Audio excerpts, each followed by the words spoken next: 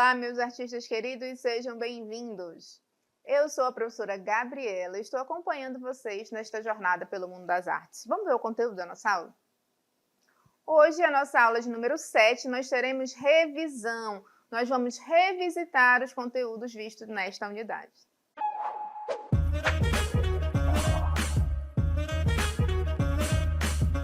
Então, hoje nós vamos revisitar todos os conteúdos que abordamos na primeira unidade. Na primeira unidade, na primeira aula, nós abordamos sobre vanguardas. Então, nós apresentamos o impressionismo e o expressionismo. E vamos, mais uma vez, revisar o que foi o impressionismo. O impressionismo foi uma tendência artística francesa com ênfase na pintura que ocorreu no momento da chamada Belle Époque, entre 1871 e 1914. Então, esse período houve grandes transformações, houve várias invenções, as cidades começaram a ter luz elétrica, houve a invenção do telefone, da máquina a vapor e também do automóvel. E nessa vertente teve um papel muito importante para a renovação da arte do século XX, sendo a grande propulsora das chamadas vanguardas europeias. Então, o impressionismo, ele deu origem a partir de um quadro, que vamos mostrar mais uma vez aqui, esse quadro chamado impressionismo, que é fruto da crítica a essa obra aí de Claude Monet, que foi um pintor que produziu essa obra aqui em 1872, chamada Impressão na Serra do Sol. Então, houve uma crítica muito dura numa exposição que aconteceu lá em Paris. Então, esse quadro aqui foi reprovado, certo? E essa pintura de Monet, ela foi muito criticada, como eu falei, inclusive do próprio nome do quadro. E diante desse novo estilo, o público tem uma impressão de rudeza, de esboço sem formas, e termina por ridicularizar este quadro. A partir desta tela, então, nasceu o movimento impressionista, ou seja, vários pintores se reuniram e começaram a pintar de uma nova forma, uma nova maneira. Então, qual foi o objetivo dessa pintura aqui? A principal proposta do estilo era quebrar com as técnicas convencionais do realismo, focando-se na impressão da luz, das cores e dos movimentos livres das pinceladas para criar efeitos ópticos que completassem as obras. Então, os impressionistas estavam interessados em captar a luz em determinados momentos do dia, onde o sol refletia ali no sol e na paisagem. Então, eles ficavam horas e horas ali pintando a mesma paisagem, só em horários diferentes. E cada horário tinha uma cor diferente. Então, vamos agora às características do movimento impressionismo. Rompimento com o passado. Qual o passado? Antes das vanguardas, os artistas eram acadêmicos, ou seja, pertenciam a uma academia. Então, eles pintavam obras o mais real possível, imitando, certo? Tanto a natureza como as pessoas. E outra característica de destaque para temas da natureza, especialmente paisagem, ou seja, os impressionistas saíram dos estúdios, foram para a natureza e ficaram ali horas e horas pintando ali a mesma paisagem em determinados momentos diferentes. Valorização pela pintura feita ao ar livre com a luz natural. Uso de cores decompostas e primárias. Então, eles não misturavam as cores na paleta, e sim na tela. Então, aí havia uma impressão óptica. Então, uso de sombras coloridas e luminosas. Eles não usavam a cor preta em suas pinturas. Então, todas as sombras eram feitas com cores, certo? Foco nos estudos dos efeitos ópticos, ou seja, ilusão. Então, como eles pintavam diretamente na tela, misturava ali as tintas, e se você se aproxima de um quadro impressionista, você vai ver o quê? Apenas manchas. Mas se você se afastar, aí sim, você vai ver contornos nítidos, e se você se aproximar, você não vai ver uma pintura, só se você se afastar. Então, Outra característica é desenhos sem contornos nítidos, mas sim formados por mancha, como já foi falado. Quais os temas retratados? Do movimento impressionista, tudo pode ser considerado tema de pintura, ou seja, o próprio cotidiano das pessoas. Mas esse cotidiano aí era ele captava momentos felizes lá das mulheres parisienses, das paisagens. Então, ele mostrava o lado do bom da vida, alegre, certo? Então, o próprio cotidiano. E agora vamos mostrar um outro movimento artístico, o expressionismo. Então, essa pintura aqui foi uma das mais divulgadas de Edvard Munch. Então, daqui surgiu esse movimento artístico chamado expressionismo. Então, diante dessa pintura aqui, vocês veem que o artista também não está interessado em retratar realidade, mas sim um momento subjetivo, seu interior, as suas expressões, as suas mágoas, os seus sentimentos, a sua dor, como vocês podem ver no quadro. E vamos agora falar sobre o contexto histórico. Em oposição ao impressionismo, o expressionismo surge em 1910 na Alemanha, com característica que ressalta a subjetividade e atingiu vários pintores no momento em que o país atravessava um período de guerra. E quais as principais características desse movimento? O entendimento que a experiência da realidade é subjetiva, ou seja, ele não retrata a realidade, sim seus sentimentos, as suas mágoas, as suas emoções. A não representação mimética da realidade, ou seja, ele não imita a realidade. Valorização da gravura e da arte primitiva. Então, eles pintavam, deformavam ali a figura como se fosse um desenho de uma criança. A deformação das formas e o uso de cores vibrantes para ressaltar o sentimento e a interioridade. Então, essas são as características do movimento expressionista. Agora vamos falar sobre a arte contemporânea.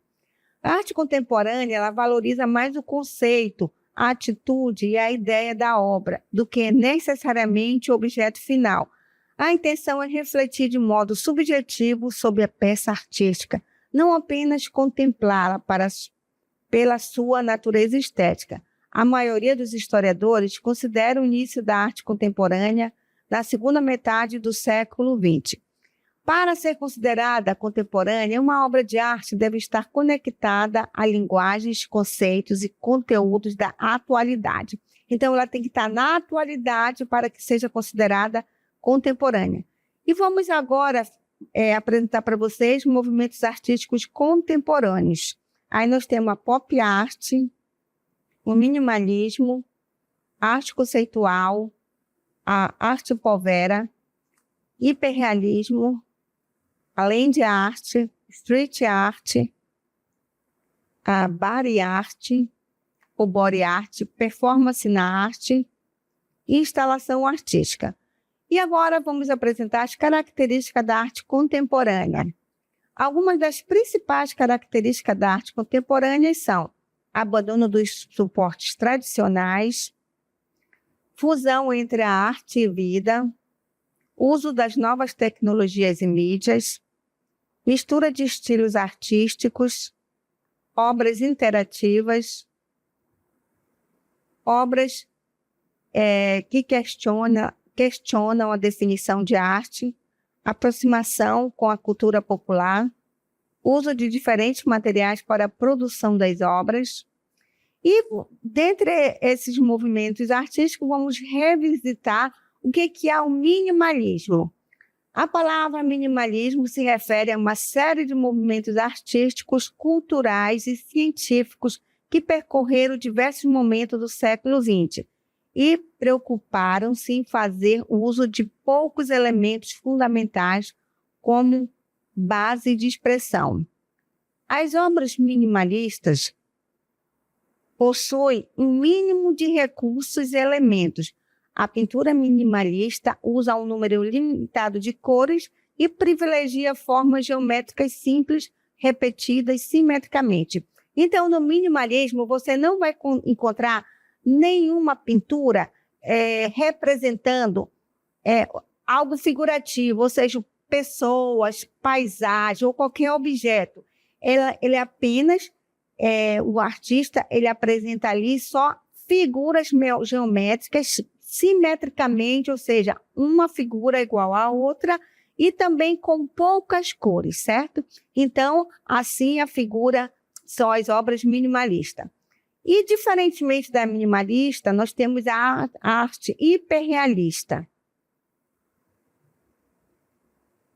Então, a arte hiperrealista, um movimento artístico que tem como objetivo criar pinturas e esculturas com efeitos tão reais nos mínimos detalhes de uma imagem, como em uma foto de alta resolução, que ao vê-la o espectador se questiona se é uma pintura ou uma fotografia. Então, a pintura ela é mais real possível.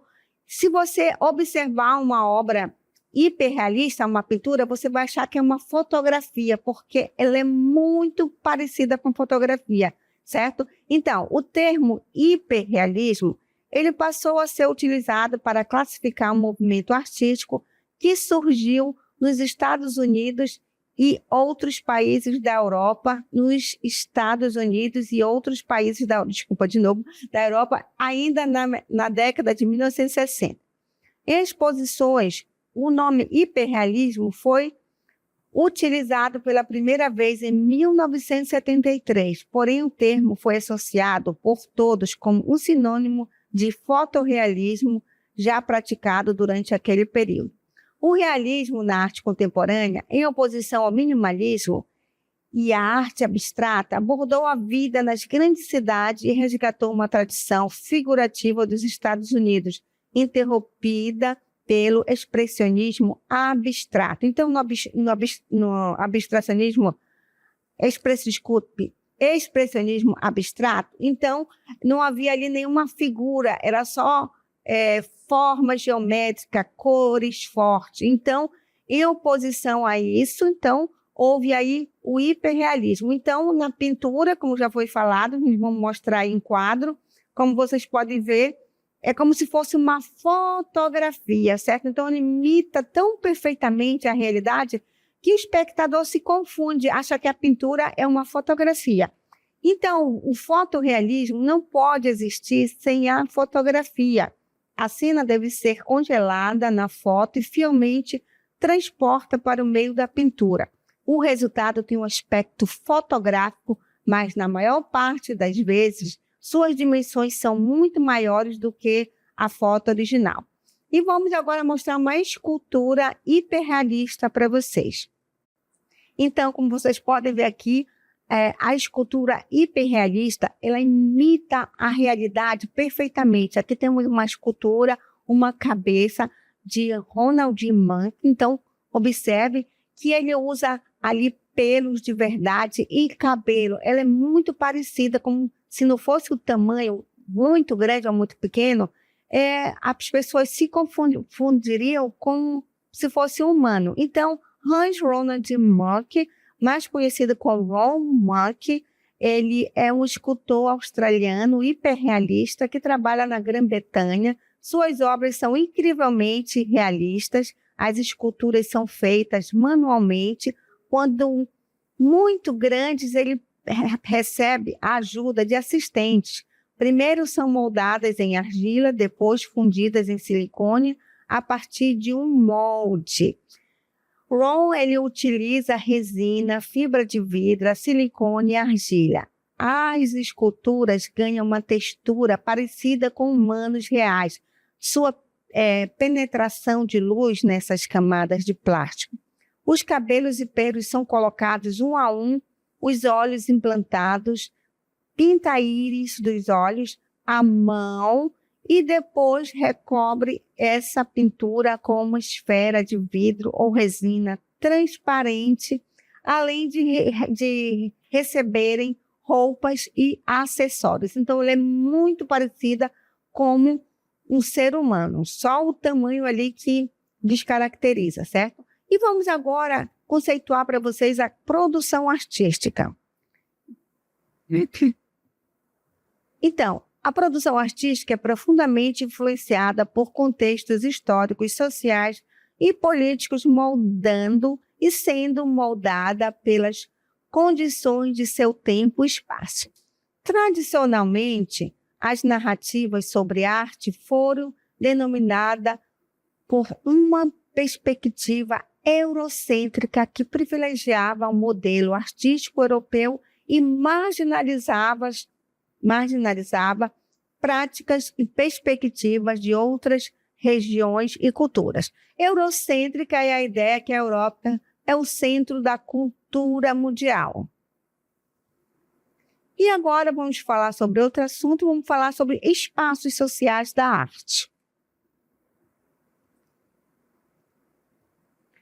Então, os espaços sociais da arte referem-se aos diversos contextos e ambientes em que a arte é produzida, exibida e experimentada, e como esses contextos influenciam e são influenciados pela arte. Vamos mostrar para vocês, mais uma vez, esses espaços. Primeiramente, nós temos as galerias de artes e museus. Aqui nós temos o Museu do Louvre, que fica lá na França, ou seja, na Europa, ou seja, na cidade de Paris.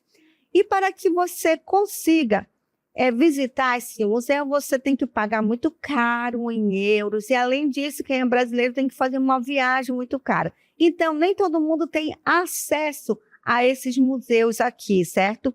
Que tem obras de arte desde a pré-história até aos dias atuais, ou seja, a arte contemporânea.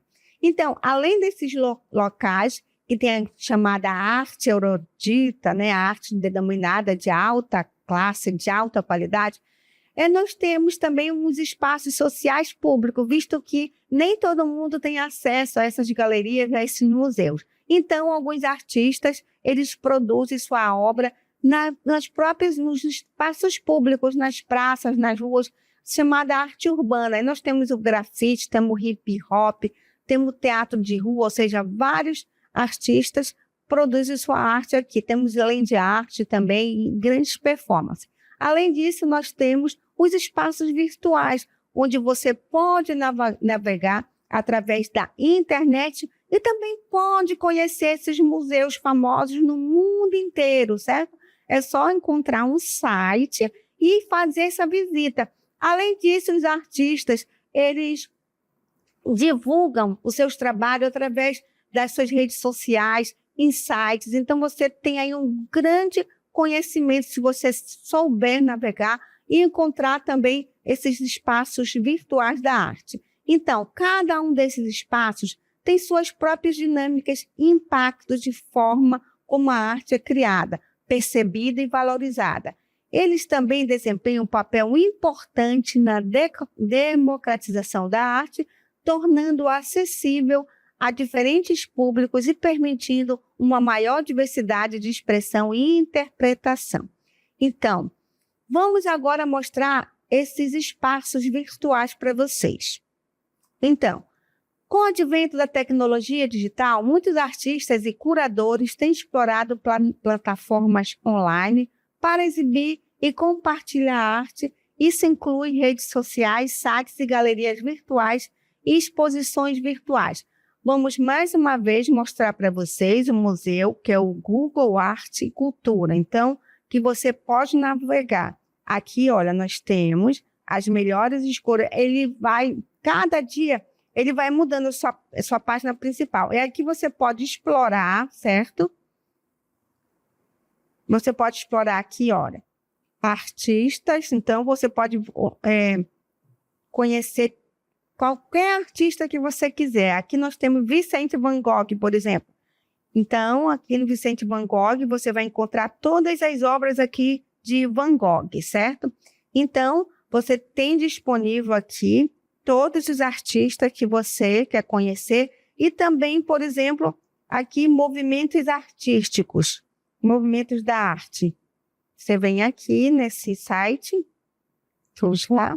E aqui você tem todos os movimentos. Aqui tem arte contemporânea, arte moderna. Então, por exemplo, arte contemporânea, você pode vir aqui e conhecer vários artistas dessa modalidade da arte contemporânea, certo? Então, é muito fácil navegar, basta você querer, certo? E conhecer diversos artistas e movimentos artísticos. E agora vamos mais uma vez falar sobre os espaços sociais da arte no contexto da arte, do corpo e das danças. São locais onde a expressão criativa se entrelaça com a dinâmica social, cultural e política. Então, aqui nós estamos no espaço que é num teatro, num palco de um teatro, certo? Esses espaços, eles são mais do que meros cenários para apresentações. Eles são ambientes vivos que refletem e moldam as interações humanas e as identidades culturais. Então, espaços públicos e urbanos. Nos últimos anos, a dança tem se deslocado para espaços públicos e urbanos, desafiando as convenções tradicionais dos palcos. Praças, ruas e parques se transformaram em palcos improvisados, onde a arte do corpo ganha novas dimensões. Então, os artistas saíram dos palcos tradicionais, dos teatros, dos espetáculos e foram às ruas, às praças, certo? Essa prática não só democratiza o acesso à arte, mas também questiona as barreiras entre o público e o artista. A dança em espaços públicos muitas vezes incorpora elementos do cotidiano e do contexto local, criando uma experiência mais imediata e visceral.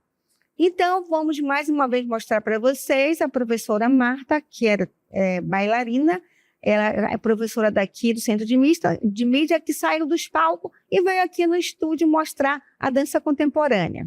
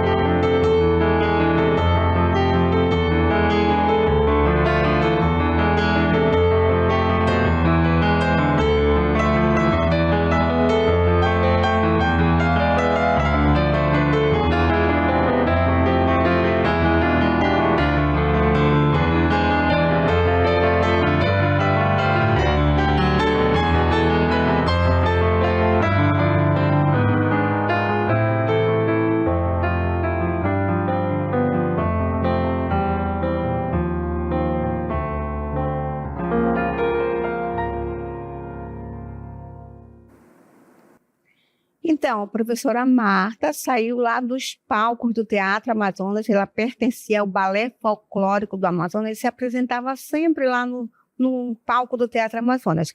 Então, ela saiu lá do palco, veio aqui ao estúdio do Centro de Mídia demonstrar para você a dança contemporânea. Então, através do corpo, que ela começa a expressar sentimentos. Então, através dos movimentos corporais, os dançarinos eles podem contar-lhe uma história, certo? E não só aqui, mas como que vocês conseguiram ver a professora Marta. Vocês sabem que a dança ela é efêmera, ela acontece só naquele instante. Então, vocês puderam assistir a professora Marta dançando porque essa dança foi gravada, certo? Então, todas as artes cênicas, tanto a dança, a música, o teatro, eles são efêmeros. O que é efemeridade? Então, muitas vezes a arte do corpo é temporária e não deixa um objeto físico duradouro. A performance acontece ao vivo e pode ser registrada através de fotografia, vídeo ou documentação escrita. Então, todas essas artes cênicas, então, ela acontece apenas naquele instante, no momento do espetáculo. Se ela não for fotografada nem filmada, ela termina ali, certo? Então, assim terminamos nossa aula. Espero que vocês tenham compreendido.